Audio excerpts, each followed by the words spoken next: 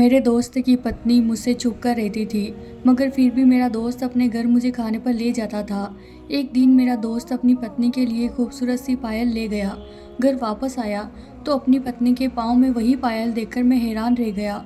मुझे कुछ शक हुआ तो मैं अगले दिन अपने दोस्त के घर बिना बताए ही चला गया। जैसे ही उसके घर के अंदर पैर रखा तो जान निकल गई, क्योंकि वहाँ तो आज फिर से मेरा दोस्त मेरे सर पर खड़ा था कि मेरे साथ चलो, तुम्हारी भाभी ने बिरयानी बनाई है। मैंने साफ साफ इनकार कर दिया था, क्योंकि मुझे रोज़ रोज़ शाम के घर जाना अच्छा नहीं लगता था। उसकी पत्नी मुझसे छुप छुप कर रहती थी और मैंने महसूस किया था कि मेरी वजह से उसकी पत्नी परेशान होती है, मगर ना जाने क्यों यह सब शाम को नहीं दिखता था। वह ज़बरदस्ती हफ्ते में 2-3 बार मुझे अपने साथ घर जरूर ले जाता। मैं और शाम एक ही ऑफिस में काम करते थे, दोस्ती भी बहुत थी। मैं बोला, नहीं यार, मैं तुम्हारे साथ नहीं जा सकता। शाम कहने लगा, क्यों, वजह बताओ। ज़रूर तुम भाभी के लिए जल्दी घर जाना चाहते हो। मैंने सोचा कि इस तरह ये मेरी जान नहीं छोड़ेगा, इसीलिए मैं कोई और ही बहाना कर लेता हूँ। मैंने बोला, नहीं यार, यह बात नहीं, मेरे पापा की तबीयत खराब है, इसीलिए डॉक्टर के पास जाना है। शायद मैं घर वापस लेट ही पहुँचूँगा। शाम हाँ में सर हिला दिया और बोला, यह तुम्हारी मजबूरी सच्ची है, इसीलिए मैं तुम्हें मजबूर नहीं करूँगा, तुम चले जाओ। मेरे मम्मी पापा गांव वाले घर में रहते थे, जबकि मैं और मेरी पत्नी ऑफिस के काम से क्वार्टर लेकर रहा करते थे। खैर, मैं शाम से जान छुड़वा कर अपने घर आ गया था, मगर ये देखकर तो हैरान ही रह गया कि मेरी पत्नी घर पर नहीं थी। ऐसा पहले कभी नहीं हुआ था। मेरी और पूनम की शादी को 2 साल बीत चुके थे। इन 2 सालों में जब भी मैं ऑफिस से वापस लौटता तो अपनी पत्नी को घर में ही पाया था। उसका यूं घर से गायब होना मामूली सी बात नहीं थी। इसीलिए मैं चौकीदार के पास चला गया और बोला, बेगम साहिबा कहाँ गई है, कुछ बताकर गई है। चौकीदार ने नहीं में सिर हिला दिया और बोला, साहब जी, मालकिन तो हमेशा घर से जाती है, जल्दी आ जाएगी। मैं तो चौकीदार की बात सुनकर दंग रह गया था कि वह क्या कह रहा था। मेरी पत्नी हमेशा घर से जाती है, आखिर क्यों घर से बाहर जाती थी और मुझे इस बात को बताई क्यों नहीं थी। मैं बोला, क्या मतलब, हमेशा कहाँ जाती है। वह बोला, साहब जी, हम तो नौकर हैं, हमें क्या पता कि घर के मालिक कहाँ जाते हैं और कहाँ से आते हैं। जब मालकिन आ जाएगी तो खुद ही पूछ लीजिएगा।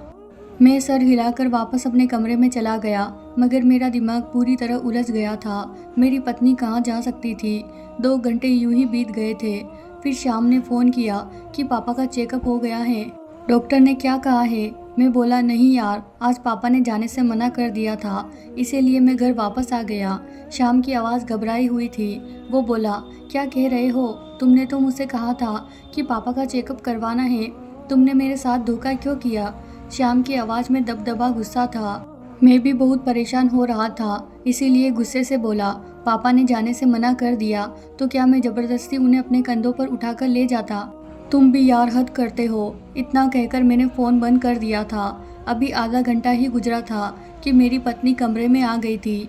वह बहुत घबराई हुई थी। कहने लगी, राम सॉरी, मैं घर में नहीं थी, आपको भूख तो नहीं लगी। मैंने नहीं में सर हिला दिया और बड़े गौर से पूनम का चेहरा देखने लगा था। वह कुछ डरी सी दिखाई दे रही थी। मैं बोला, पूनम तुम कहाँ गई थी। वह नज़र चुरा कर बोली, पड़ोसन की बेटी से मेरी बहुत दोस्ती हो गई है। मैंने सर हिला दिया और उसे कोई सवाल जवाब नहीं किए थे, क्योंकि मुझे अच्छा नहीं लग रहा था कि मेरी पत्नी मुझसे नज़रें चुरा कर बात करे।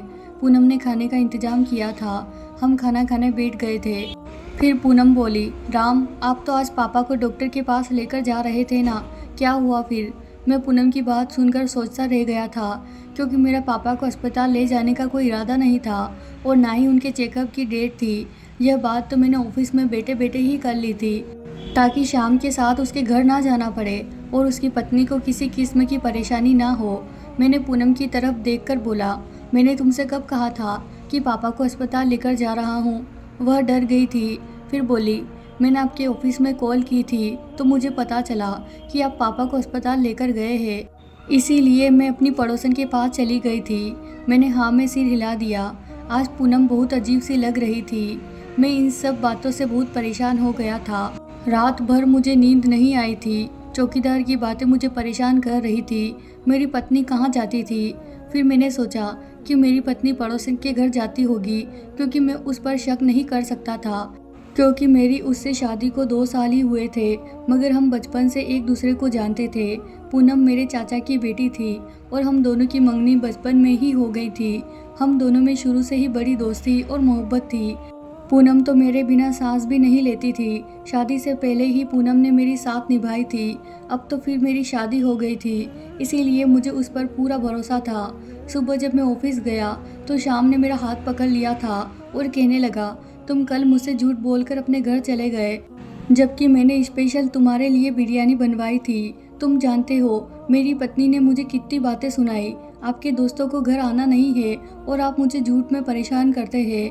मैं बोला, यार शाम में भाभी का ख्याल करके नहीं आया था। वह चुप चुप कर रहती है। जब मैं आपके घर आता हूँ तो उन्हें चेहरा छुपा के रखना पड़ता है। मुझे भाभी को परेशान करना अच्छा नहीं लगता यार। मेरी पत्नी बस तुमसे चुप चुप कर नहीं रहती, बल्कि जब मेरा भाई घर आता है तब भी वह चुप चुप कर रहती है। तो क्या मैं अपने भाई को घर पर बुलाना छोड़ दूँ? मैंने नहीं में सर हिला दिया और बोला, वह तुम्हारा सगा भाई है। मैं नहीं चाहता कि मेरी वजह से तुम्हारी और भाभी की लड़ाई हो। शाम मेरी बात सुनकर हंसने लगा था। वह बोला, अरे यार मेरी पत्नी ऐसी नहीं है। लगता है पूनम भाभी तुम्हें मेहमान बुलाने की इजाज़त नहीं देती, तभी तो तुम इतना डरते हो। जबकि मेरी पत्नी मुझसे कहती कि शाम मेहमानों को खाना खिलाना अच्छी बात है। मैं शाम की बातें सुनकर एकदम से हल्का फुल्का हो गया था। यार तुमसे बातों में कोई नहीं जीत सकता। अगली बार जब तुम मुझे बुलाओ तो मैं तुम्हारे साथ ज़रूर चलूँगा। शाम मेरी बात सुनकर खुश हो गया था। मैंने सोचा कि शाम की पत्नी अब उसे मेरी दावत देने से रोकेगी, मगर मैं कहाँ जानता था कि वह 2 दिन बाद फिर से मुझे अपने साथ घर चलने को कहेगा। एक बार फिर कहने लगा कि तुम्हारी भाभी ने कौरमा बनाया है, तुम्हें मेरे साथ चलना होगा। मैं सोचकर हैरान होता कि भाभी को कैसे पता चलता कि मेरी पसंदीदा डिश कौन सी है। खैर जब शाम ने मुझे बुलाया तो मुझे जाना ही पड़ा था, क्योंकि मैं इस बार मना करके उसका दिल नहीं तोड़ना चाहता था। यह नहीं था कि पूरे ऑफिस में शाम से बस मुझसे ही दोस्ती थी। मेरे अलावा उसके 3-4 बहुत अच्छे दोस्त थे, मगर उन्हें कभी भी अपने घर लेकर नहीं गया था। जबकि मेरे इनकार करने पर तो वह मुझसे गुस्सा हो जाया करता था। खैर मैं उसके साथ घर चला गया था। उसकी पत्नी बहुत घबराई हुई थी। उसने काला रंग का कपड़ा पहना हुआ था और चेहरा भी पूरे तौर से ढका हुआ था। मैं भाभी के सामने अपनी आंखें नहीं उठाता था, मगर फिर भी जब कोई चीज़ लाकर रखती तो बर्तनों की आवाज़ से साफ पता चल जाता कि बर्तन रखने वाले के हाथ कब कपा रहे हैं। खाना लग गया तो मैं और मेरा दोस्त खाने के लिए बैठ गए थे। तभी मुझे पूनम का ख्याल आया था। मैं बोला, यार तुम्हारी भाभी परेशान होगी, मैं उसे कॉल करके बता देता हूँ। मुझे वापसी पर थोड़ी देर हो जाएगी। मेरी बात सुनकर शाम के मुंह से निवाला फंस गया था। मैंने जल्दी से उसको पानी का गिलास दिया था, मगर फिर भी उसकी खांसी नहीं रुक रही थी। राम, अगर तुम छोटी छोटी बात पर भाभी को फ़ोन करके बताया करोगे तो उनके दिल से तुम्हारी मोहब्बत ख़त्म हो जाएगी। उनको ज़रा अपना इंतज़ार करने दो, इंतज़ार से ही मोहब्बत बढ़ती है। मैं हंसा और बोला, बस बस अपना बहस अपने पास ही रखो। हम दोनों में बचपन से ही मोहब्बत है। शाम के चेहरे पर मुस्कुराहट एक लम्हे के लिए फीकी पड़ गई थी, जिसे मैं समझ नहीं पाया था। मैंने अपना मोबाइल उठाया और पूनम के नंबर डायल कर दिया था। बेल बजने लगी। ऐसा लग रहा था जैसे पूनम का मोबाइल किचन में बज रहा हो, मगर अब आवाज़ रुक गई थी। मैंने फिर से फ़ोन किया और बोला, पूनम कहाँ हो? उसकी गुस्से भरी आवाज़ मुझे सुनाई दी थी। वह कहने लगी, मुझे कहाँ जाना है, मैं तो घर में ही हूँ। आप मुझे बताएं कि आप कहाँ हैं। मैं कब से आपका इंतज़ार कर रही हूँ। मैं बोला, यार आई एम सॉरी, मैं तुम्हें बताना भूल गया था। दरअसल मैं शाम के घर आया हूँ। मैंने यही खाना खा लिया है, तुम भी खा लो। पूनम ने हामी भर ली तो मैंने फ़ोन रख दिया था। खाने से फ्री होकर मैं जल्दी घर आ गया था। मैं घर में घुसने लगा तो मैंने चौकीदार से बोला कि आज मालकिन कहीं गई थी। उसने इस बात में सर हिला दिया था और बोला, जी गई हुई थी, अभी 20 मिनट पहले ही वापस आई है। मैं हैरान हो गया कि मैंने 1 घंटा पहले फ़ोन किया था तो वह मुझसे कह रही थी कि मैं घर पर ही हूँ। ना जाने वह मुझसे अपनी बातें क्यों छुपाने लगी थी। मैं अपने कमरे में आया तो पूनम मुंह फुलाकर बैठी हुई थी। उसके सामने आकर बैठ गया और बोला, क्या बात है पूनम, तुम गुस्से में लग रही हो। वह गुस्से में बोली, क्या मुझे रूठने का भी हक नहीं है? आप रोज़ रोज़ अपने दोस्त के घर चले जाते हो। मुझे तो अब ऐसा लगने लगा है कि आप मुझे धोखा दे रहे हैं। आप दोस्त के घर का कहकर कहीं और चले जाते हैं। मैं उसके चेहरे को देखकर बोला, पूनम ऐसा होता है, इंसान को हर आदमी अपने जैसा ही लगता है। धोखा वह खुद दे रहा होता है और इल्जाम किसी और पर लगा देता है। पूनम का चेहरा फीका पड़ गया था। वह घबराते हुए बोली, क्या मतलब आपका? आप कैसी बात कर रहे हैं? मैं हंसा और बोला, यार मजाक कर रहा था। तुम तो सच में डर गई। मेरी बात सुनकर उसकी आवाज़ गले में फंस गई थी। वह बड़ी मुश्किल से बोली, नहीं नहीं, मैं क्यों डरूंगी? मुझे तो आप पर आश्चर्य हो रहा है कि आप बिना बताए घर से चले जाते हैं और फिर मेरे सवाल का जवाब देने के बजाय घुमा फिरा कर बातें करते हैं। मैंने पूनम का हाथ पकड़ लिया और बोला, पूनम, जब कोई घर से बिना बताए कहीं चला जाता है तो क्या होता है? पूनम कहने लगी, यह गलत बात होती है। पति पत्नी एक दूसरे के राजदार होते हैं। उन्हें चाहिए कि आपस में हर बात एक दूसरे के साथ शेयर किया करे। घर से बिना बताए जाना तो बुरी बात है ना? मैं बोला, जब पति घर से बिना बताए जाता है तब बुरी बात होती है या यह कानून दोनों पर लागू होता है? मेरी पत्नी बौखला गई थी, अपना हाथ छोड़कर बाहर चली गई थी। कहने लगी, न जाने शाम के घर से क्या खाकर आते हैं कि आपकी बातें ही खत्म नहीं होती। वह बाहर चली गई तो मैं सोच में पड़ गया था कि मेरी पत्नी क्यों मुझसे झूठ बोलकर बाहर जाती है। वह सीधे तरीके से मुझे बता भी तो सकती है ना कि राम, जब आपका फ़ोन आया था तब मैं घर पर नहीं थी, मैं अपनी सहेली के घर गई थी। या फिर वो जाने से पहले मुझे एक मैसेज तो कर सकती है ना। मेरे सामने ऐसा झूठ क्यों बोलती है कि वह घर से बाहर जाती ही नहीं है? आज मैं पूनम के साथ इस तरह की घुमा फिरा कर बातें इसलिए कर रहा था कि शायद वह घबराकर मुझे सारी हकीकत बता दे, मगर वह तो उल्टा मुझे ही फंसाकर चली गई थी। इसका मतलब यही था कि पूनम जहाँ जाती है उसके बारे में मुझे बताना नहीं चाहती, जबकि मुझे जानना जरूरी था कि मेरी पत्नी कहाँ जाती है। कहीं वह किसी मुसीबत में तो नहीं है। मेरे लिए हर चीज़ से बढ़कर मेरी पत्नी की हिफाजत थी। मैंने सोचा कि मैं खुद ही पता लगा लूँगा, इसीलिए मैंने चौकीदार से मदद लेने का इरादा कर लिया था। मैं सुबह ऑफिस जाने से पहले चौकीदार को इशारा करके घर के बाहर बुलवा लिया। मैं बोला, साहब, मालकिन किस वक्त घर से बाहर निकलती है? वह सोच में पड़ गया और बोला, जब आपकी ऑफिस की छुट्टी का वक्त होता है तभी वह घर से निकलती है। और ऐसा होता है कि उस दिन आप भी घर देर से वापस आते हैं, मगर आपके आने से पहले मालकिन वापस पहुंच जाती है। मैंने चौकीदार का धन्यवाद किया और आकर अपनी गाड़ी में बैठ गया था। चौकीदार की बात से यही जाहिर होता है कि किसी न किसी तरह पूनम को पहले से ही इस बात का पता हो जाता है कि मैं शाम के घर जा रहा हूँ। अब सोचने की बात यह थी कि जब मैं अपनी पत्नी को इस बात को नहीं बताता तो फिर उसे मेरे बारे में कौन खबर देता है। मुझे पूनम पर अंधा विश्वास था, इसीलिए मैं इस बात पर तो यकीन नहीं कर सकता था कि वह मुझे किसी किस्म का धोखा दे रही है, मगर फिर भी यह बात मुझे परेशान कर रही थी और मुझे किसी न किसी नतीजे से जानना ही था। मैं उन दिनों बड़ा परेशान रहने लगा था। शाम ने मेरा परेशान रहना समझ गया था। वह बोला, क्या बात है राम, आजकल तुम कुछ खोया खोया लगते हो। मैं उसे क्या बताता कि मेरी पत्नी मुझे बिना बताए घर से चली जाती है और मैं उसकी फिक्र में घूमता रहता हूँ। मैंने बात बना दी और बोला, बस पापा की वजह से उदास हूँ। उनका ब्लड प्रेशर नॉर्मल नहीं होता और यह बात सच थी। शाम कहने लगा, अंकल परहेज तो करते हैं ना? मैं बोला, मैंने अपने छोटे भाई को फ़ोन करके पूछा था। उसने बताया कि वह हर वक्त पापा के साथ रहता है और उन्हें बुरे कामों से रोकता है। पापा की दवाई भी बदली गई है मगर वह ठीक नहीं होते। शाम बोला, यह तो बहुत परेशानी की बात है। मैं भगवान से प्रार्थना करूँगा, भगवान सब भला करेगा। तुम मेरे साथ चलो, हम मार्केट चलते हैं। मेरी पत्नी की सालगिरह है, मैं उसके लिए गिफ्ट खरीदना चाहता हूँ और फिर तुम्हारा दिल भी बहल जाएगा। मैंने नहीं में सिर हिला दिया और बोला, नहीं यार, मैं नहीं जा सकता। मगर वो शाम कहाँ मेरी बात मानने वाला। वह तो जिद करने लगा और मुझे अपनी दोस्ती की कसम देने लगा था। मैं चिल्लाया और बोला कि क्या तुम छोटे बच्चों की तरह हरकत करते रहते हो? कभी कभार दूसरे की मजबूरी भी समझ लेना चाहिए। शाम बोला, क्यों न दुनिया इधर की इधर हो जाए, मुझे तो तुम्हारे साथ ही जाना है क्योंकि मुझे गिफ्ट खरीदना नहीं मालूम है। मैं भारी दिल के साथ उसके साथ चल पड़ा था, मगर सच बताऊं तो आज मुझे उस पर बहुत गुस्सा आ रहा था, मगर वह छिपकली की तरह मुझसे चिपक कर ही रह गया था। मैं तो उस दिन को कोस रहा था जब मैं शाम के साथ दोस्ती की थी। वह बहुत अजीब किस्म का इंसान था। उसे दूसरे की परेशानी से कोई फ़र्क नहीं पड़ता था। वह तो बस चाहता था कि उसकी बात सुनी जाए। मैं तो अपने घर से बहुत परेशान था और वह मेरी नाक पर दम करके रखा था।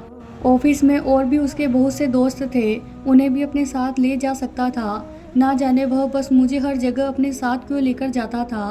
आज हम मार्केट गए। श्याम कहने लगा कि मैं अपनी पत्नी को पायल देना चाहता हूँ, तुम मेरी मदद करो कि कैसा डिज़ाइन लूँ। मैं भी जल्दी घर जाना चाहता था, इसीलिए उसकी मदद करने लगा था। तभी मेरी नज़र एक बहुत ही खूबसूरत पायल पर पड़ी थी। वह इतनी खूबसूरत थी कि देखकर दिल खुश हो गया था। मैं बोला, यह ले लो, भाभी को पसंद आएगी। श्याम ने मेरी पसंद की पायल खरीदी थी और फिर हम घर आ गए थे। आज पूनम घर पर ही थी। वह मुझे देखकर बहुत खुश हुई थी, जबकि मैं आजकल इस कदर परेशान रहने लगा था कि खुश होना ही भूल गया था। पूनम मेरे पास आकर बैठ गई और बातें करने लगी थी। वो थोड़ी देर इधर उधर की बातें करते रही, जबकि मैं हूँ हाँ में ही जवाब देता रहा। फिर वह बोली, आपकी दोस्ती श्याम के साथ कैसे हुई थी? मैं उसके सवाल पर चौंक गया था। अब मुझे अंदाज़ा हुआ था कि जब से मेरी और पूनम की शादी हुई थी, वह किसी न किसी तरह हर बात में शाम को ज़रूर लाती थी और मुझसे उसके बारे में पूछती रहती थी। न जाने क्यों शाम में इस कदर दिलचस्पी लेती थी। मैं बोला, हमारी शादी के बाद ही मेरी उससे दोस्ती हुई थी। मुझसे पहले बहुत से लड़के ऑफिस में उसके दोस्त हैं, लेकिन मुझसे दोस्ती करने के बाद उसने हर किसी को पीछे कर दिया।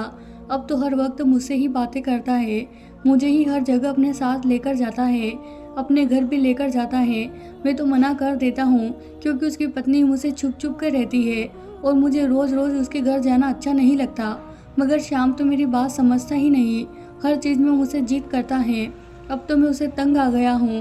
पूनम जल्दी से बोली, किसी की मोहब्बत से तंग नहीं होना चाहिए। खुश नसीब इंसान वह होता है जिसे सच्चे दोस्त मिलते हैं। मैंने हाँ में सर हिला दिया था। आज मैंने पूनम को श्याम के बारे में पूरी बात बता दिया था। अब पूनम ने मेरा हाथ पकड़ लिया और बोली, राम, अगर आपको कभी पता चले कि श्याम आपको धोखा दिया है तो आप क्या करेंगे? पूनम के यह सवाल पर मेरे कान खड़े हो गए थे। मैं बोला, किस किस्म की धोखा? बिजनेस के बारे में या ज़िंदगी के? पूनम बोली, ज़िंदगी में। मेरा मतलब है कि अगर आपका दोस्त आपके हक पर डाका डाले जिसे आप बहुत दिल से चाहते हो, अगर उसको श्याम ने आपसे छीन लिया तो आप क्या करेंगे? मुझे पूनम के यह सवाल ने बहुत ज़्यादा बेचैन कर दिया था। पूनम और श्याम की बहुत सी चीज़ें एक दूसरे के साथ मिल रही थी और अब उसका यह सवाल। मैंने बोला, पूनम, जो चीज़ मेरी होगी वह मुझे कभी छोड़कर श्याम के पास नहीं जाएगी। पूनम फिर बोली, अगर ऐसा कभी हुआ तो आप श्याम के साथ क्या करेंगे? क्या आप उसके साथ दोस्ती ख़त्म कर देंगे या उसको नुकसान पहुंचाने की कोशिश करेंगे? मैं बेचैन होकर बात बदल दिया था और बोला, तुम क्या बुरी बात लेकर बैठ गई हो? उठो, जाओ मेरे लिए चाय बना कर लाओ। पूनम कुछ कहे बिना किचन में चली गई। मैं अपने आप में ही सोचता रह गया। अब मैं चाहता था कि हर चीज़ मेरे सामने खुल जाए। अब मैंने सोच लिया था कि मैं इस राज को जानने के लिए हर हद पार कर जाऊंगा। अगर इसके लिए मुझे पूनम पर शक करना पड़े तो भी मैं पीछे नहीं हटूंगा। जब मैं अगले दिन ऑफिस से वापस लौटा तो यह देखकर मेरी जान निकल गई कि पूनम वही पायल पहनी हुई थी जो कल शाम मेरे साथ जाकर अपनी पत्नी के लिए गिफ्ट लेकर आया था। मैं उसको देखकर दंग रह गया। अब मुझे इस बात का अंदाज़ा हो गया था कि पूनम और श्याम आपस में कोई ना कोई रिश्ता ज़रूर है। मैं बोला, पूनम, तुमने इतनी खूबसूरत पायल कहाँ से ली है? ये तुम्हारे ऊपर बहुत अच्छा लग रहा है। पूनम मुस्कुराकर बोली, राम, आप जब ऑफिस चले जाते हैं तो मैं अपने दोस्त के घर चली जाती हूँ। उसी दोस्त ने मुझे गिफ्ट दी है। मैंने सर हिला दिया था। अब मैं सब समझ गया था। इसीलिए अगले दिन जब ऑफिस गया तो शाम से बोला कि आज मैं तुम्हारे घर डिनर करने जाऊंगा। अपनी पत्नी से कहो कि कुछ अच्छा बनाए। शाम खुश हो गया और उसने फ़ौरन ही कहीं दूर जाकर अपनी पत्नी को फ़ोन कर बता दिया था। छुट्टी होने में जब 1 घंटा रह गया तो मैं शाम से चोरी छुपे ऑफिस से निकल आया था और उसके घर चला गया। मैंने अचानक ही दरवाज़ा खोल दिया। सामने का मंजर देखकर तो मुझ पर आसमान गिर पड़ा था, क्योंकि वहाँ तो मेरी पत्नी पूनम बैठी थी। पूनम ने मुझे देखकर थर थर काँपने लगी थी। मैं आगे बढ़ा और बोला, पूनम, यह सब क्या है? तुमने मेरे साथ इतना बड़ा धोखा किया। पूनम रोने लगी और मेरे कदमों में गिर गई और बोली, राम, मेरी बात सुन ले, मैंने आपके साथ कोई धोखा नहीं किया। फिर वह कहने लगी, आप जानते हैं कि आपके चाचा के यहाँ 2 जुड़वा बेटियाँ पैदा हुई थी। दोनों एक ही तरह की थी और एक रंग की थी। नीलम के साथ आपकी मंगनी हो गई थी। वह भी आपको बहुत चाहती थी, मगर जब शादी की डेट तय हो गई तो वह कुछ बेचैन सी हो गई। मुझे शक हुआ कि कुछ न कुछ तो गड़बड़ जरूर है। मैंने उससे बात की और पूछा, मगर उसने मुझे अंदर की बात नहीं बताई और शादी के दिन नीलम घर से भाग गई थी। उसने एक लेटर लिखा था जिसमें उसने यह बताया कि वह किसी और लड़के को पसंद करती थी और उसी के साथ विवाह करेगी। यह सब पढ़कर तो मेरे घर वालों पर मुसीबत टूट पड़ा। पापा मेरे आगे हाथ जोड़कर बोले, पूनम तुम मेरी इज्जत बचा लो, नीलम की जगह तुम दुल्हन बन जाओ। और मुझे उनकी बात माननी पड़ी। मैं दुल्हन बन के आपके साथ विदा होकर आ गई। पीछे से घर वालों ने यह नाटक रचा दिया कि नीलम हार्ट अटैक से मर गई। मैं बेकसूर थी, मगर फिर भी मेरे घर वालों ने मुझे जीते जी मार दिया था। मैं तब से आज तक पूनम बनकर आपके साथ रह गई। एक दिन श्याम घर दावत पर आया था। मैं उसे नहीं जानती थी, मगर वह मुझे नीलम की तरह होने से पहचान गया था। उसने घर जाकर नीलम से मेरा जिक्र किया तो नीलम ने मुझे कॉल की और हमसे बात होने लगी। और यूं श्याम आपको ज़बरदस्ती अपने घर इसीलिए लेकर जाता था क्योंकि इस तरह मुझे और मेरी बहन को एक साथ वक्त बिताने को मिल जाता था। आप और श्याम हॉल में बैठ जाते थे, मैं और नीलम उस कमरे में बैठकर बातें करते थे। फिर मैं आपसे पहले ही पिछले दरवाजे से निकलकर घर पहुंच जाती थी। मैं आपके ऑफिस टाइमिंग में कभी घर से इसलिए नहीं निकलती थी कि कहीं आप अचानक घर ना आ जाए। आप जानते तो मुझसे सवाल करते कि तुम कहाँ गई थी, तब मैं आपको क्या जवाब देती। जिस दिन आपको नीलम के घर जाना होता था, शाम मुझे फ़ोन करके आपसे पहले ही बुला लिया करता था। इस तरह आपको भी कभी पता नहीं चलता था। इतनी देर में नीलम भी किचन से निकलकर बाहर आ गई थी। वो मेरे सामने हाथ जोड़कर रोने लगी। वह बोली, मुझे माफ़ कर दो राम, मैं शाम से बहुत मोहब्बत करने लगी थी। मोहब्बत किसी और से करती और रहती आपके साथ तो यह बहुत गलत होता, इसीलिए मैं घर से भाग गई। आपको दीदी की शक्ल में मुझसे अच्छी पत्नी मिल गई। प्लीज़ मेरी किए की सज़ा दीदी को मत दीजिएगा। मैं पूनम का हाथ पकड़कर उसे अपने साथ घर ले आया था। मैंने पूनम का नीलम से बोलचाल बंद करा दिया, जबकि पूनम हर रोज़ मुझे समझाने की कोशिश करती है और चाहती है कि मैं श्याम और नीलम को माफ़ कर दूँ। मगर दोस्तों, मुझे आप बताएं, क्या श्याम और नीलम को माफ़ कर देना चाहिए या रिश्ता ख़त्म कर देना चाहिए? तो प्यारे दोस्तों, ये थी हमारी आज की कहानी। अगर आपको कहानी पसंद आई है तो इसे लाइक करें, और अभी तक आपने हमारे चैनल को सब्सक्राइब नहीं किया है तो प्लीज़ चैनल को सब्सक्राइब कर ले। धन्यवाद दोस्तों।